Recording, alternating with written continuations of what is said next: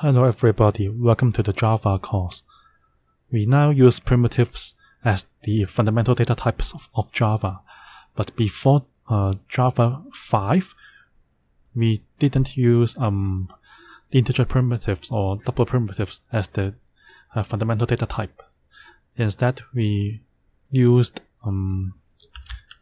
integer object data type or double object type to store some values that we now use primitives to represent. So it is possible that when you read some code for Java 5 or before, you will have chances to see that people use capital I or capital D to denote the data type that we now use primitives. So in this situation, it is better for us to learn how we can convert from the current primitive data type to the old version of integer object type or double object type. So this topic is about the wrapper class. What does it mean by a wrapper? A wrapper is something like this.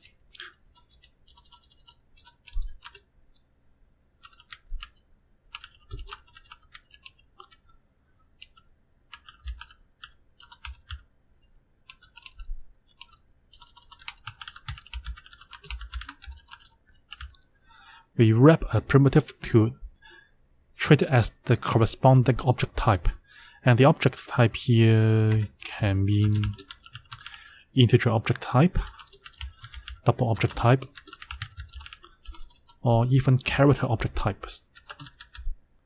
So in the old days, before Java 5, we had to use object types to represent the primitive data we are doing now. So let us see how we can make use of the wrappers.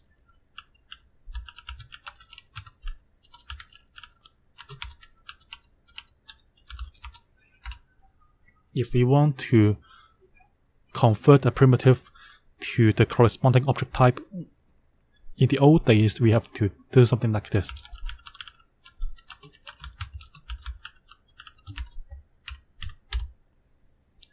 In the old days, I really need to make use of the integer class constructor to create an integer object, and then I need a reference variable called a that is storing the reference of an integer object.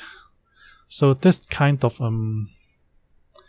assignment is pretty much like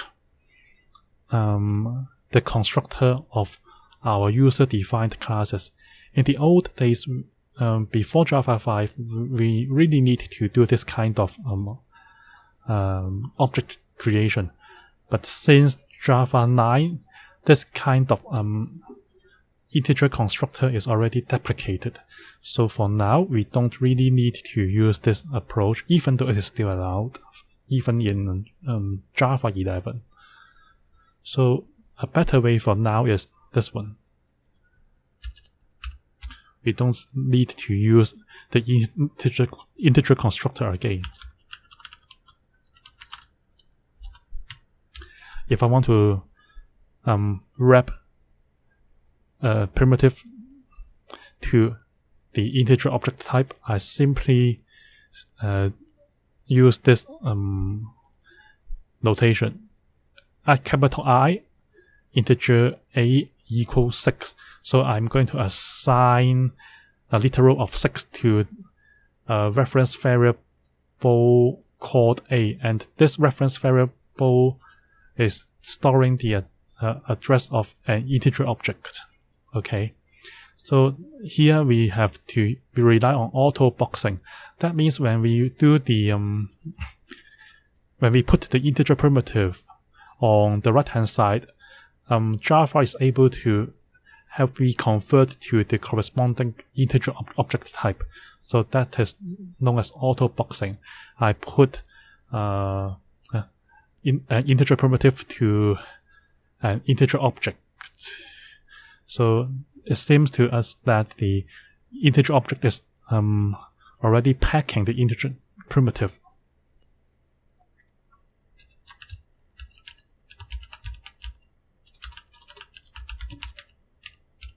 I can print it out. Yes, the value is 6. So when I put the reference variable into the print line command, Java is able to help me get back the content of the object that A is pointing to.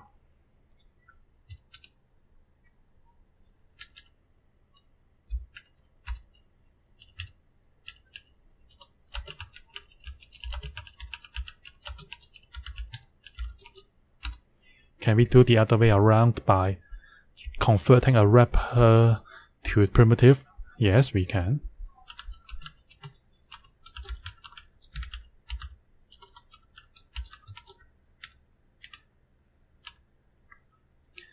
So the right hand side is going to create an integer object whose content is simply storing an integer value of 3.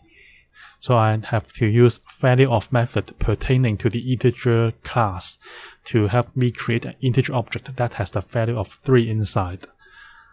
And when I want to change the integer object to the corresponding primitive, I simply use this assignment. Int here means the integer primitive data type, and the variable b is actually storing the literal value coming from the unboxing action. So let me print the result.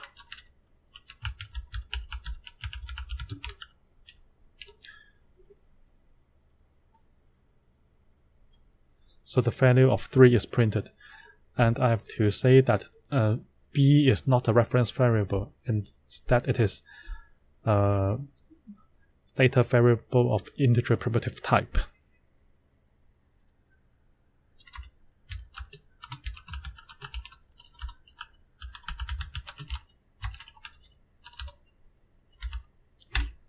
Okay, if I have an integer primitive and I want to change it to a string which is regarded as a fundamental object type for Java, how can we do that?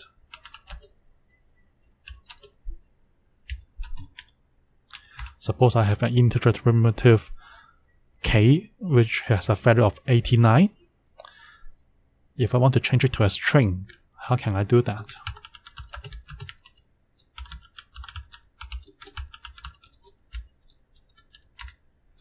I can use the toString method of the integer class to make a primitive to a string, and the variable m here is actually a reference variable to the string object whose content is 89 as a string.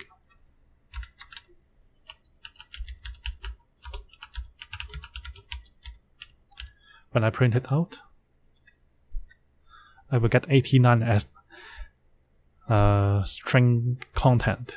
So 89 here is not an integer primitive type. It is simply a content coming from a string. Okay, we can see another method of converting an integer primitive to a string.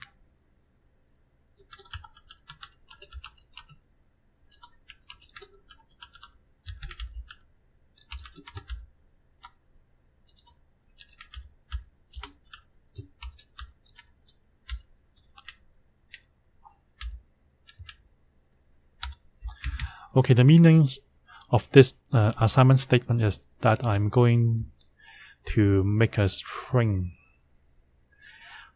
whose value comes from an integer primitive called k. So I can convert an integer primitive to a string, and this string object has a reference variable which is stored in variable n. So n is a reference variable that is storing the address or the reference of the string object, whose value or whose content is simply 89.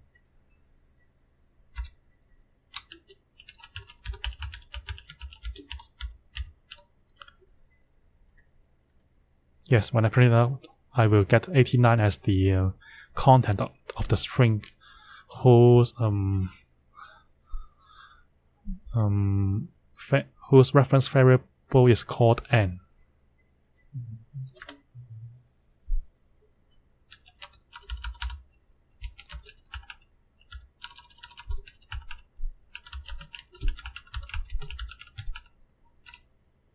Can we turn a string into an integer object if the string content is actually an integer? Yes, we can.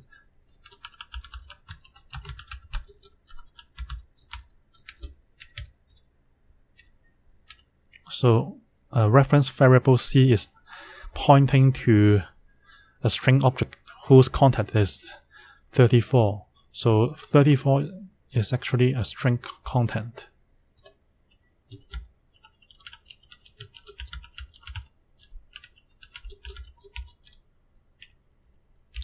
If I want to turn the content of a string object to an integer, I can use this assignment. Integer.parseInt means that I'm going to pick up the content of a string and I would like to change the content to an integer object. And then the integer object has a reference variable called d. Of course, this reference variable is for an object of integer object type.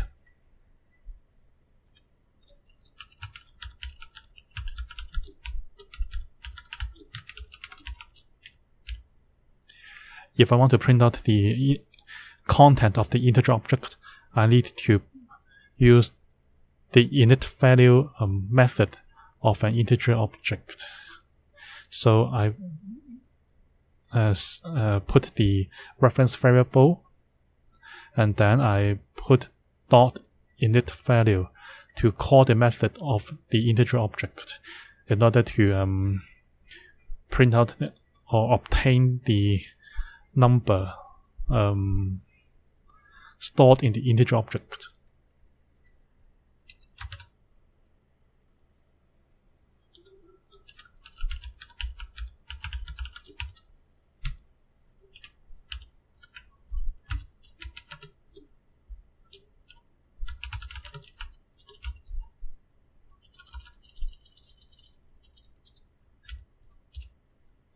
And actually, we can simply print out the value of d without using the init value. This is one of the properties of the more recent version of Java.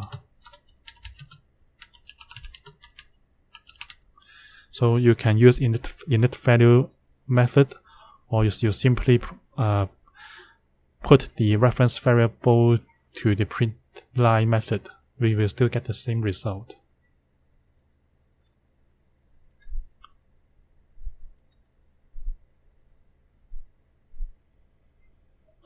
Oh, sorry. Here I have to use int value instead of init value. So int value instead of init value. Let me save it, run it. Yes, I will get both 34 as the printing result. So we can use either int value method, or we don't use the int value method to print out the value contained in the integer object.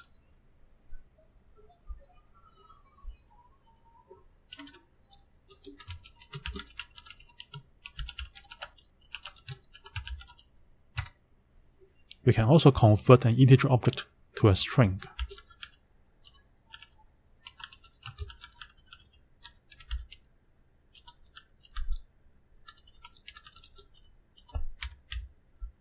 Now I have an integer object whose reference variable is e, and the integer object content is simply 7.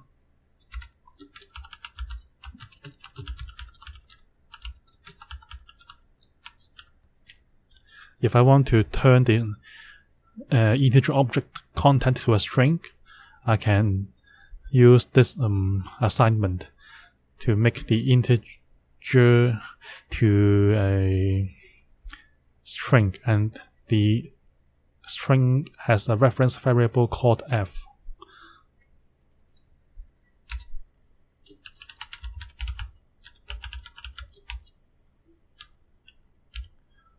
When I print it out, I can get 7 shown here. So now 7 is a string, not an integer primitive.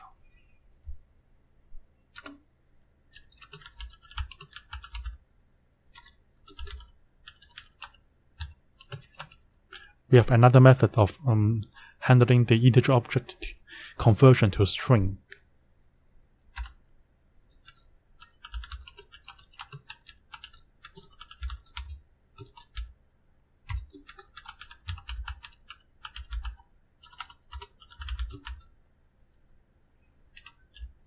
I can have an integer object first, and then I can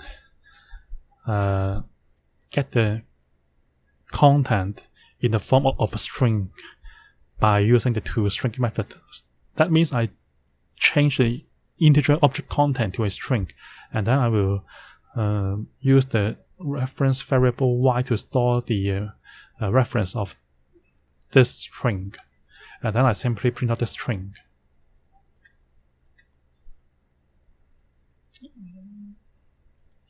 Yes, I can get 4 as the answer of this toString method. When we want to compare two integer objects, we can make use of the compareTo method.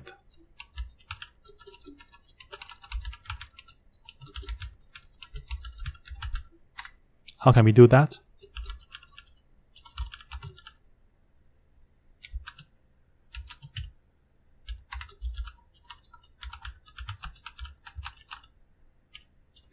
Now I have two declarations.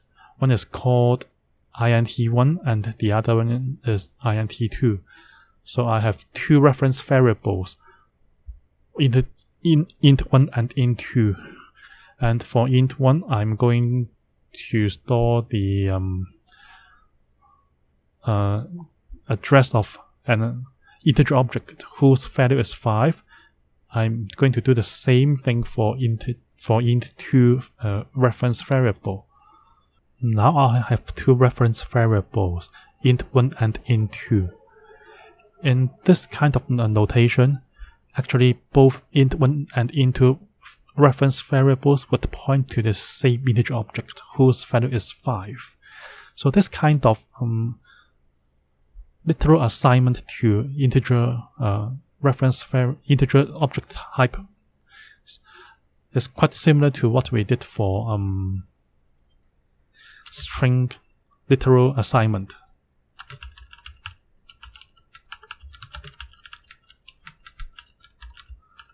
So now, since both object contents are 5, Java will treat the object as only one object. So even though there are two assignment operations, Java won't create another integer object for the second reference variable. So both int1 and int2 would point to the same integer object.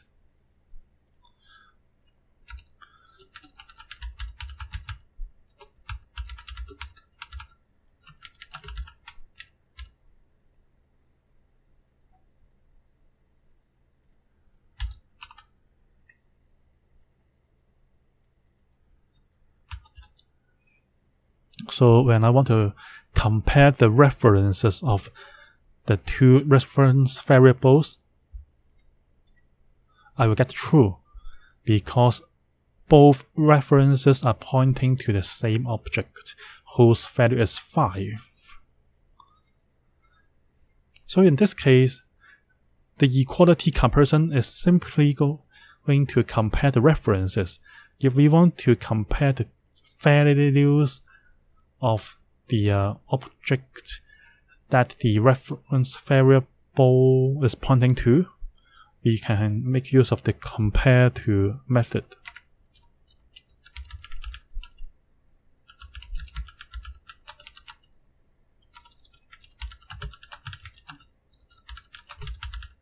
We have to compare the contents along the real number line to see whether one integer value is larger than the other one. And for the previous situation,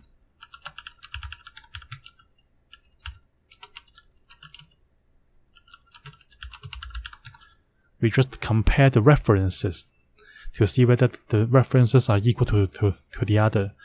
For this kind of literal assignment, we will simply have one integer object for both reference variables, so we will get true in this situation. If we want to compare the values,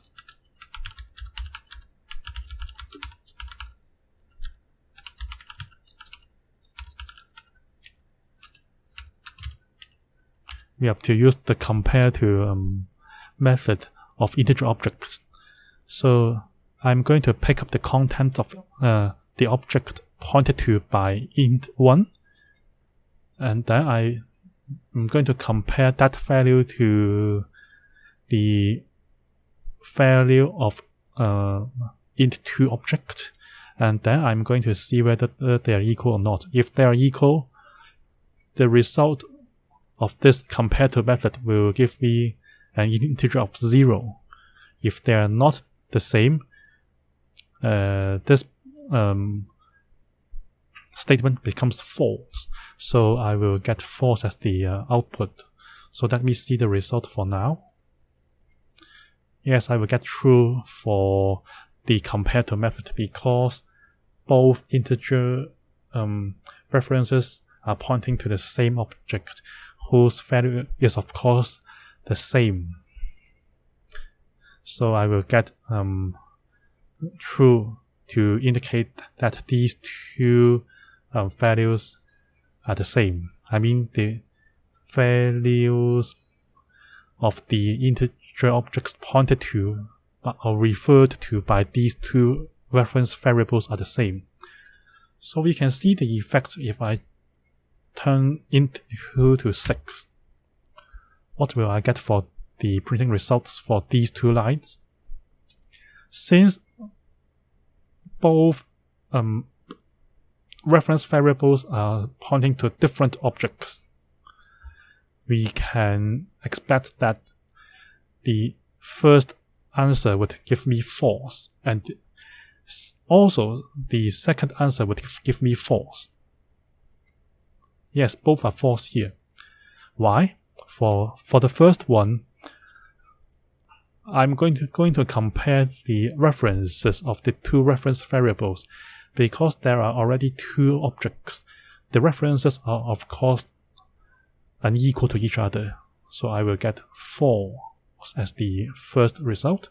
And for the second one, 5 is of course not equal to 6. So I will get false when I use the compareTo method. That means the integer objects are not storing the same content. So after the video, I hope that you're able to understand the wrapper classes and the auto-boxing or unboxing mechanisms, and you are able to convert integer objects to strings or strings to integer objects. And you are able to make use of the compareTo method to see the content stored in two objects. This is the end of the video. If you have any questions about my video, feel free to leave your comments on the comment section below the video. If you like this video, please give me a like and please subscribe to my channel. Thank you for watching.